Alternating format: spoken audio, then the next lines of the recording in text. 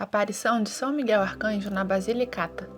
Famosa é a gruta do Santo Anjo em Fazanella, feudo dos senhores Galeota, se considerarmos tanto a beleza da arquitetura natural quanto a amplitude do majestoso edifício, ou ainda o maravilhoso evento ali ocorrido, pelo qual foi revelado que ela era dedicada a São Miguel.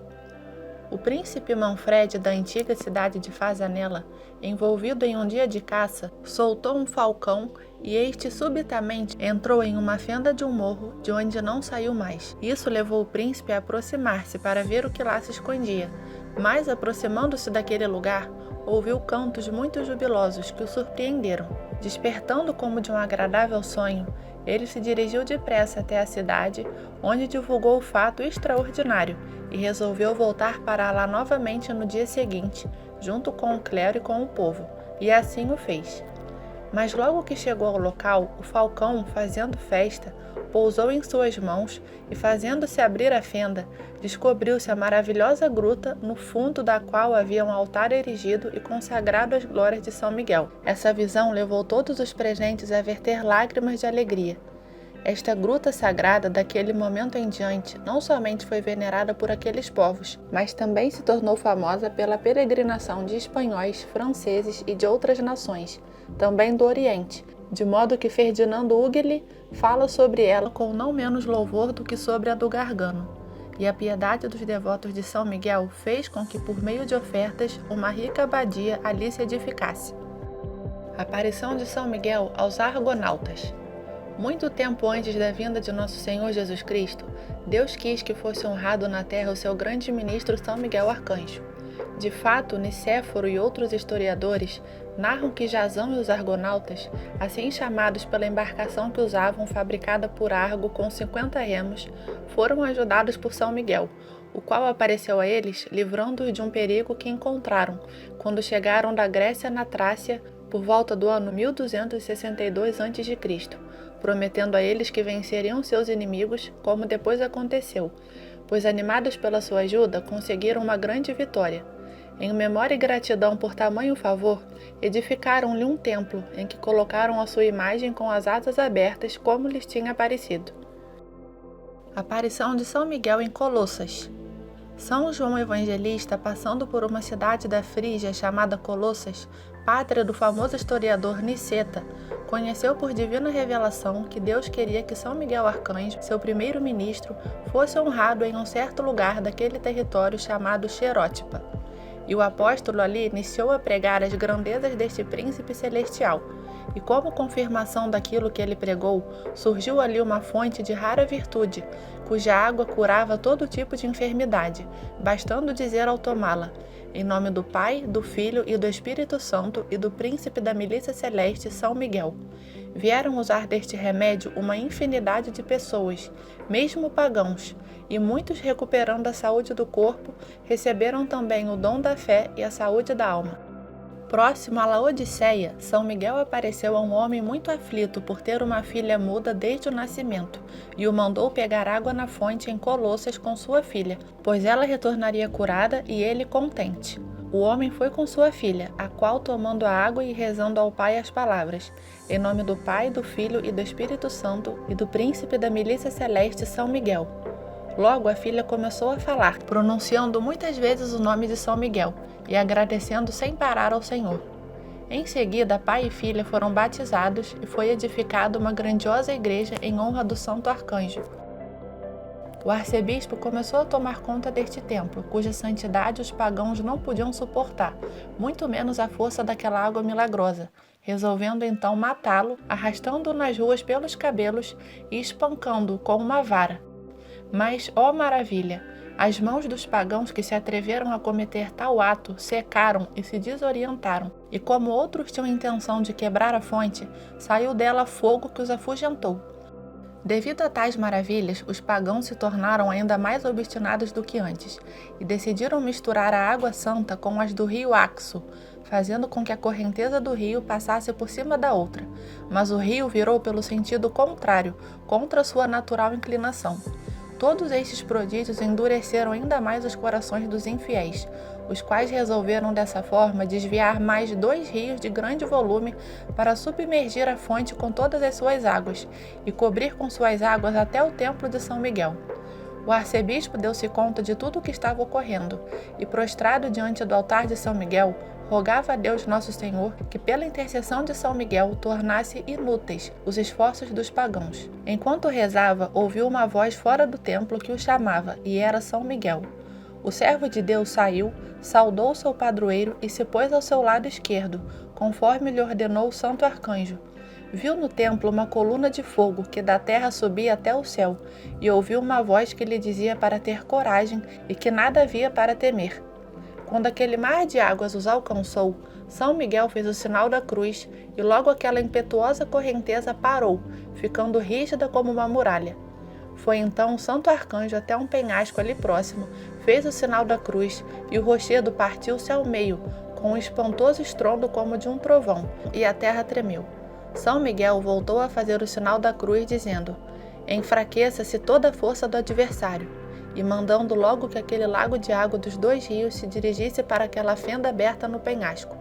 Isto deixou o arcebispo muito feliz, o templo livre e a fonte mais célebre, ocorrendo por ela inumeráveis milagres, como naquele tempo o Pantaleão Diácono relatava. Que grande dia de milagre para nós! Os gregos celebram a festa de São Miguel no dia 6 de setembro, em agradecimento de tantas graças e prodígios. A força de São Miguel não acabou, ao contrário, é a nossa fé que enfraqueceu. Confiemos em sua poderosa ajuda, honremo-lo com frequentes exercícios espirituais e com fervorosas orações, e maiores prodígios também nós poderemos admirar. Aparição de São Miguel a Constantino o Grande. Nos tempos em que Constantino se preparava para aquela grande guerra contra Maxêncio, o arcanjo São Miguel, desejando conduzir a paz para a igreja, acompanhado por muitos anjos, apareceu a Constantino para lhe ajudar, e para melhor lhe assegurar a vitória, mostrou-lhe no céu uma luminosíssima cruz em pleno meio-dia, contornada com a seguinte frase: com este sinal vencerás. E enquanto o imperador meditava sobre tais coisas, na noite seguinte o santo arcanjo sobre as aparências de Jesus Cristo, do qual era ministro, em sonho lhe apareceu e lhe pediu para fazer a bandeira, ou seja, aquele estandarte em forma de cruz, onde mandou colocar o nome de Cristo. E assim encaminhou-se para a batalha, e conseguiu a famosa vitória, lembrada em todos os tempos. Por este fato, o estandarte foi posto como troféu no centro de Roma. Tudo isso foi relatado pelo louvor que lhe fez Nazário, o orador, embora pagão, e com autoridade e testemunho de todas as Gálias onde isso ocorreu. E Eusébio escreve por ter ouvido do próprio Constantino que, precedendo o estandarte da cruz ao seu exército, os inimigos terrivelmente espantados se colocavam em fuga ou se rendiam. E Zonara, que também narra sobre Constantino, que ele vira nas guerras contra Maxêncio e Licínio um cavaleiro armado, que levava diante do seu exército o sagrado sinal da cruz, e em Adrianópolis com ele também 2 jovens que abatiam as linhas inimigas. Confiamos na proteção de São Miguel Arcanjo, ele que tanto ajudou a Constantino sem ser invocado, qual socorro não dará a quem o honra e a ele suplica. Segunda aparição de São Miguel a Constantino. Relata Nicéforo que São Miguel apareceu a Constantino Grande, declarando que o havia favorecido em suas vitórias. E o imperador, agradecido, tendo edificado e dedicado a nosso Salvador Jesus Cristo a cidade de Constantinopla, dizendo-lhe: a vós, Cristo meu Deus, confio esta minha cidade. Edificou, entre outras igrejas ilustres, um majestoso templo a São Miguel, situado também no subúrbio da cidade, onde se dizia que com muita probabilidade o santo arcanjo tivesse aparecido para estimular especialmente a piedade de Constantino. Sobre este templo, narra Sosomeno, que nele os fiéis encontravam logo remédio para suas enfermidades, seus desastres e até nos casos mais desesperados. É preciso invocar com devota fé a São Miguel, e logo virá consolação para todas as tribulações. Terceira aparição de São Miguel a Constantino e outros. Conta Nicéforo que São Miguel Arcanjo apareceu mais uma vez a Constantino Grande, e foi em Bizâncio, cidade que havia se revoltado, e prometeu-lhe a vitória alcançada no dia seguinte, derrotando felizmente os inimigos. E acrescenta o mesmo historiador que, em seguida, São Miguel se lhe apresentou dizendo-lhe: Eu sou Miguel Arcanjo, capitão das milícias do Deus dos Exércitos, defensor e protetor da fé em Cristo, e que nas suas guerras contra os ímpios tiranos te socorri com a ajuda de meus exércitos celestes.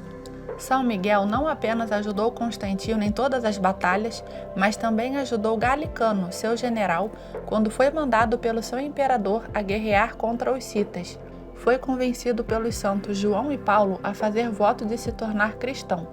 Feito isso, viu junto a si um jovem com aparências celestiais, que levava como estandarte uma cruz, e vinha acompanhado por muitos outros soldados armados. Com a ajuda deles, os citas foram dominados e se tornaram submissos ao império. Terenciano conta isso na vida dos santos João e Paulo, e acreditou-se que o jovem que segurava a cruz era São Miguel Arcanjo, o qual nunca deixou de proteger Constantino e por meio dele toda a igreja. Tanto foi assim que São Miguel convenceu Constantino a se tornar católico, abraçando a fé de Jesus Cristo. E tornando-se cristão, Constantino construiu grandiosos templos em honra do Santo Arcanjo Protetor. Quantos auxílios devem esperar os fiéis católicos de tão poderoso defensor da Igreja? Se ajudou os infiéis para trazê-los à Igreja, ainda mais ajudará os fiéis. Contudo, são poucos entre os fiéis aqueles que honram e invocam São Miguel, e por isso poucas ajudas recebem. Se aumentarem a confiança em tão poderoso ministro de Deus, maravilhas poderão ser vistas na Igreja. Aparição de São Miguel Arcanjo no Monte Gargano. Era o ano 490 da Era Cristã, o 8º ano de São Félix III, Papa, no dia 8 de maio, quando ocorreu a primeira aparição de São Miguel no Monte Gargano. E foi assim: um comandante do exército de Siponto, rico em terras e rebanhos, muito piedoso e esmoler, possuía um monte distante 6 milhas de Siponto, hoje Manfredônia, que usava como pasto para o seu gado. Entre os animais havia um touro feroz, forte e ameaçador, o qual na primavera acabou se separando dos outros. O comandante foi ver o gado acompanhado pelos servos e procurou o touro, encontrando-o em uma caverna profunda, em um lugar íngreme e de tão difícil acesso, do qual, acreditando não poder tirá-lo vivo, pensou em reavê-lo morto. Por isso apontou para ele o seu arco, mas a flecha, em vez de ferir o touro, dá uma volta no ar e acaba ferindo no peito o comandante. O acontecimento extraordinário encheu de espanto aqueles que viram, e foi divulgado não somente para os vizinhos da área, dos quais muitos foram ver o ferido, mas chegou a notícia até o bispo de Siponto, São Lourenço Maiorano, de nacionalidade grega, cidadão de Constantinopla e parente próximo do imperador Zenão. O santo prelado, pensando que o estranho acontecimento era misterioso, recorreu a Deus em busca de iluminação e inteligência. Mandou que se fizesse em toda a cidade um tríodo de orações e jejuns para pedir a Deus a graça de conhecer o mistério desse estranho acontecimento. Deus escutou o humilde chamado do santo bispo e do povo, e logo ao amanhecer, enquanto o devotíssimo bispo estava rezando na maior igreja de Siponto, apareceu-lhe São Miguel e disse-lhe: agiste de forma muito sábia, pedindo para saber do Altíssimo Deus o segredo e a causa pela qual a flecha lançada contra o touro tenha se voltado contra o arqueiro. Saiba então que isso aconteceu por intervenção minha. Eu sou o Arcanjo Miguel, que assisto diante do trono de Deus. Eu decidi habitar aqui e assumir a guarda deste lugar. Quis dar estes sinais para que todos saibam que o Gargano estará sobre a minha guarda. Assim São Miguel disse ao bispo São Lourenço e desapareceu. Grande e indescritível foi a consolação e a alegria do bispo São Lourenço Maiorano por tão especial favor de São Miguel. Cheio de júbilo, levantando-se do chão, convoca o povo, mandando fazer uma solene procissão até o lugar onde acontecera o fato admirável. Ali, chegando em procissão, viram o touro ajoelhado diante do Libertador Celestial e encontraram uma ampla e espaçosa caverna com forma de templo, escavada em pedra viva pela própria natureza, com altura bem elevada e com adequada entrada. Uma tal visão encheu todos de grande ternura, mas também de terror, pois enquanto o povo queria adentrar, ficou cheio de um santo temor ao ouvir estas palavras em um canto angélico. Aqui Deus é adorado, aqui o Senhor é honrado. Aqui o Altíssimo é glorificado. Foi tão surpreendente o santo temor que, sem ousar adentrar mais, foi estabelecido lugar para os sacrifícios e as orações diante da entrada do santuário. A notícia do descobrimento do santuário despertou a devoção em toda a Europa. Todos os dias viam-se pessoas em bandos, em grupos, para subir o Gargano. Pontífices, bispos, imperadores e príncipes de todos os cantos da Europa correram para visitar a Gruta Celestial. Uma fonte de infinitas e estrondosas graças foi para os cristãos o Monte Gargano, como escreve Barone. É feliz quem se confia em tão poderoso benfeitor do povo cristão. É feliz quem tem em seu favor o amorosíssimo príncipe dos anjos, São Miguel Arcanjo. Segunda aparição no Gargano. Era o primeiro ano do imperador Anastácio e o primeiro ano do Papa São Gelásio, quando São Miguel apareceu pela segunda vez a São Lourenço Maiorano, ou seja, 2 anos após a primeira aparição. O exército do rei dos godos, Odoacro, considerando o povo de Siponto como aliado de Teodorico, seu adversário para alcançar a coroa da Itália, atacou com forte cerco os sipontinos, ameaçando-os de extermínio.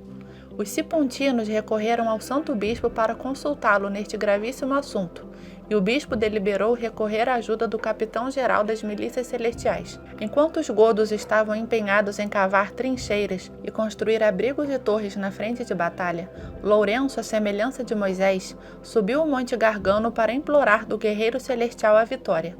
Era segunda-feira, dia 25 do mês de setembro, quando os godos enviaram um mensageiro para declarar a guerra. Chamado novamente o bispo para consulta sobre a inevitável guerra, ele mandou o povo pedir trégua por outros 3 dias.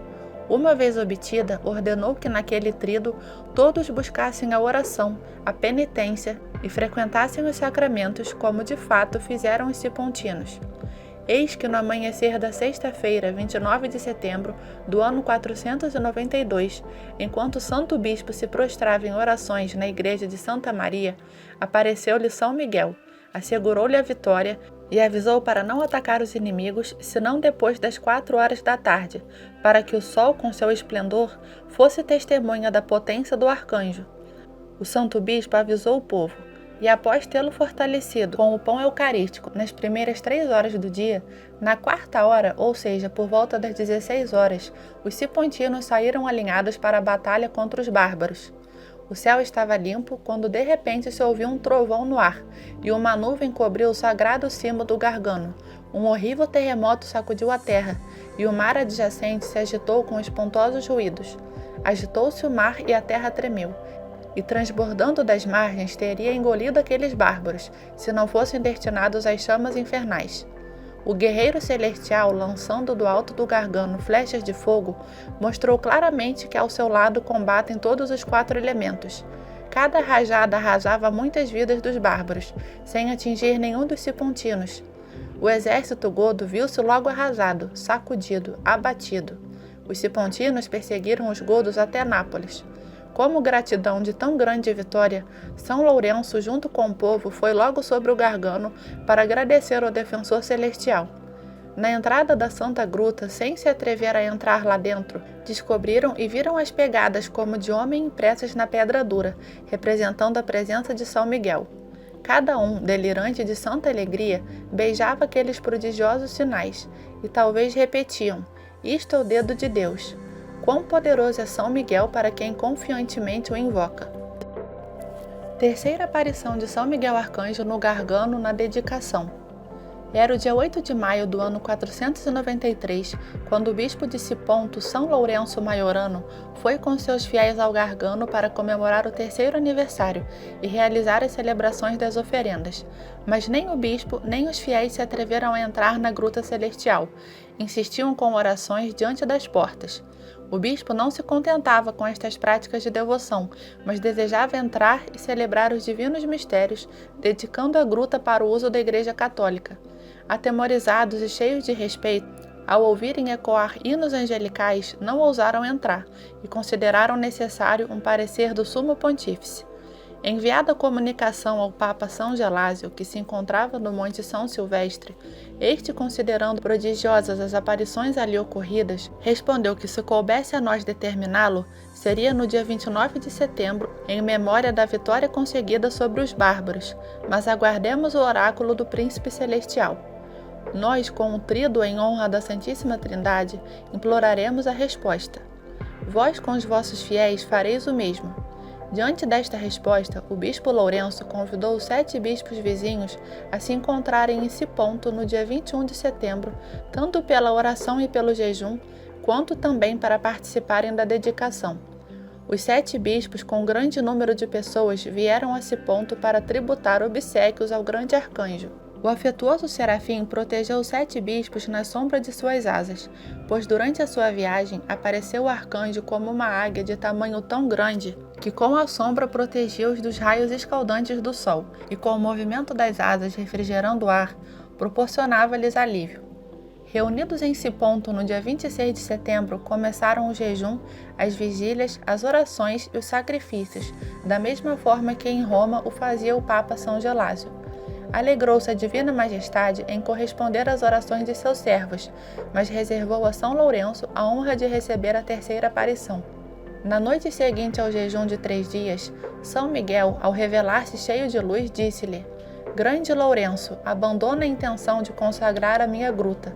Eu a escolhi para o meu palácio e com os meus anjos já a consagrei.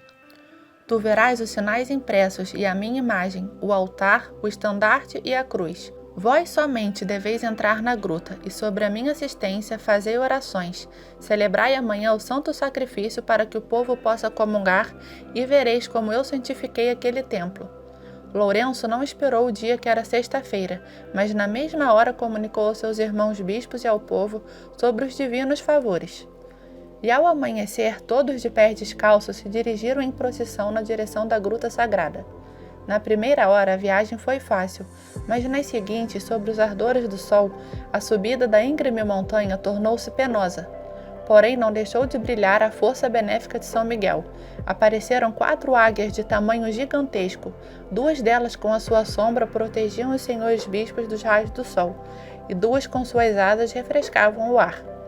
Quando a sagrada comitiva chegou no alto do Monte Gargano, não quis entrar dentro da Basílica Celestial, mas ergueram na entrada um altar e São Lourenço começou a Santa Missa.